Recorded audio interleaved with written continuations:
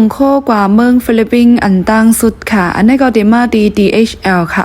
อันนี้ได้เป็นคนส่งดีนอกเมืองต่างประเทศหลายๆยาวค่ะว่าให้ก็แน่มาด้วยดีในกำพองได้ก็ว่าดีในเต็ดเน็ตลียาวก็แทงลองกาได้ก็กามันดีนักอีกหนึ่งในว่าจะไหนค่ะว่าเฮามาด้วยก็มาใส่เป็นเห็นดีสังสิงยาให้ก็แน่ก็เดมีปันตอนที่ว่า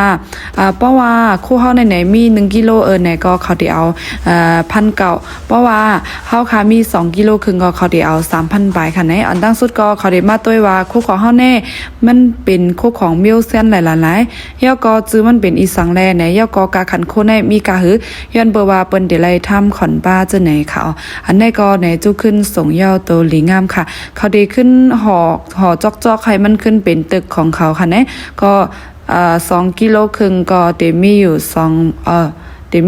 3,000 บาทค่ะในก็เป็นตัวทบอันดังสุดที่อันส่งโคกว่าดีนอกเมืองเป็นเมืองฟิลิปปินส์ค่ะไม่ซึ่งก็ค่ะ